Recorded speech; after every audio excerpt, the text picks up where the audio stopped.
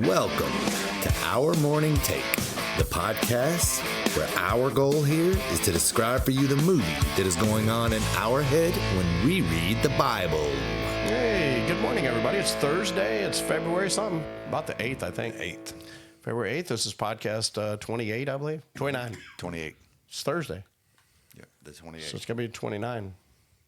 You're correct. It's 29. I just know that Fridays is always 30. Friday is always on a multiple of 5. That's the only way I knew that. I wrote 27 twice for some reason. Okay, that's all right. That's all right, Tim. That's why you're our engineer. You know, it's like these football players. You know, they playing defense, and the quarterback throws it right to them, and they drop it. And I go, that's why they're playing defense. If they caught the ball, they'd be playing offense. Yeah, so that's why Tim is an engineer. Okay, for him that can't. No, I'm not going there, Tim. I love you, brother. That's all right. You're all right. Tim had a tough day on the bus today. I prefer the term producer. Producer. Oh, I'm sorry. Yeah.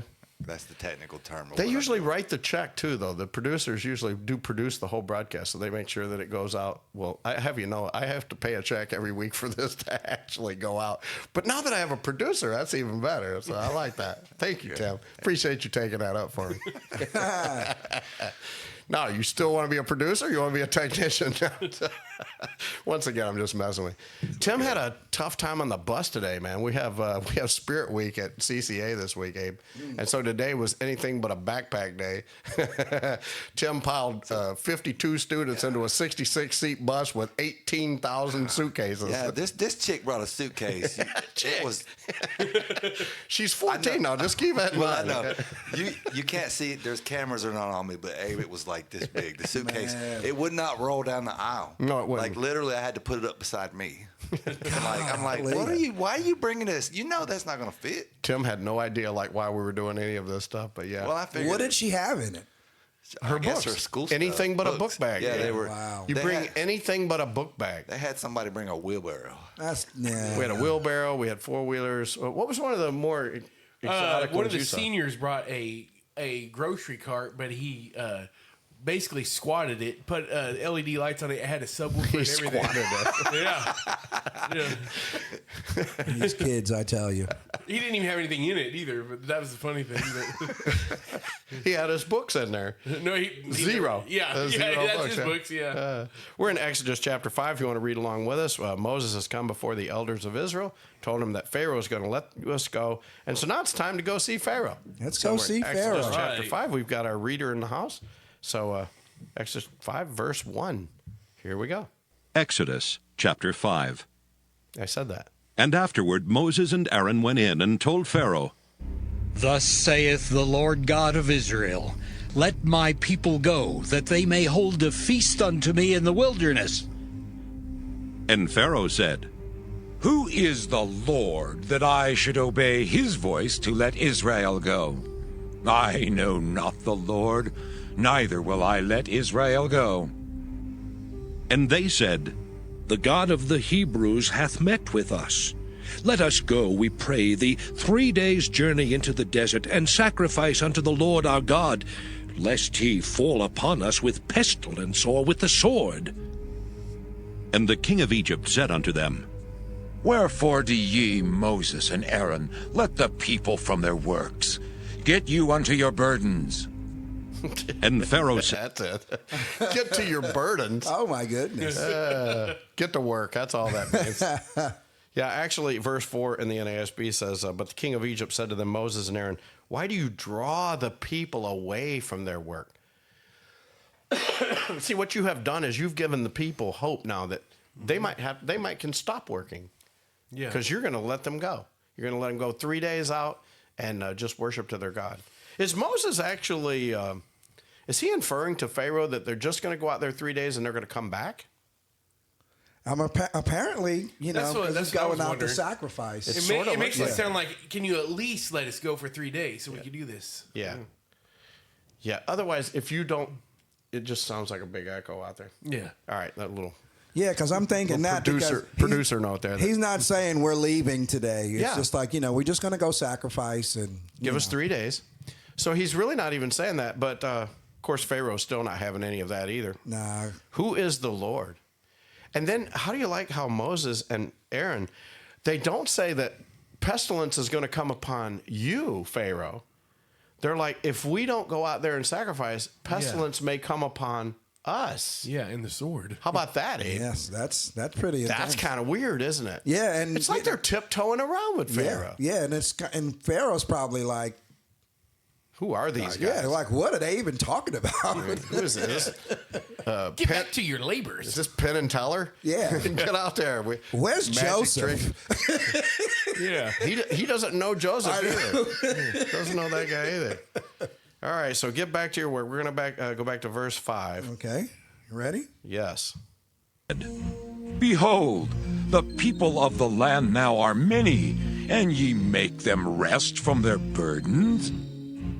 And Pharaoh commanded the same day the taskmasters of the people and their officers, saying, Ye shall no more give the people straw to make brick, as heretofore. Let them go and gather straw for themselves, and the tale of the bricks which they did make heretofore, ye shall lay upon them. Ye shall not diminish aught thereof. For they be idle. Therefore they cry, saying, Let us go and sacrifice to our God.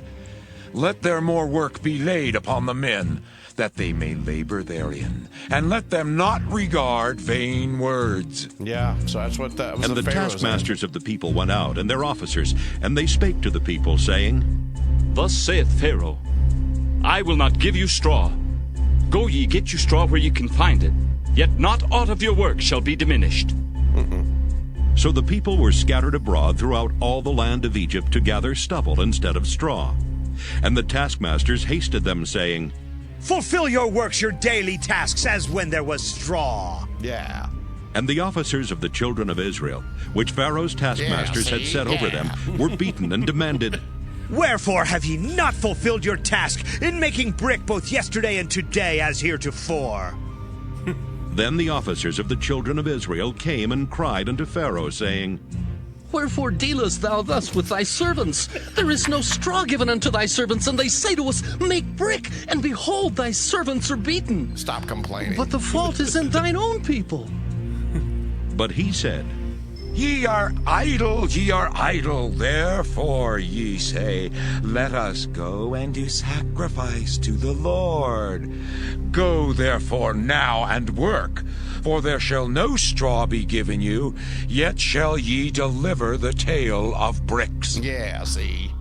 So what? All I hear is Edward G. Robinson. You're gonna have to make those bricks out of straw, see? So what do you think they're thinking about Moses right now? Like, I don't think this is going out the way he said it would. It didn't go to plan, did it? No. I'm gonna go in there and tell Pharaoh, and we are out of here. Nope.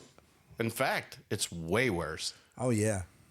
Man, I love that reading, man. Oh yeah, I'm telling you, that's why they call it dramatic reading. That's better than DeMille's version. Yeah. So.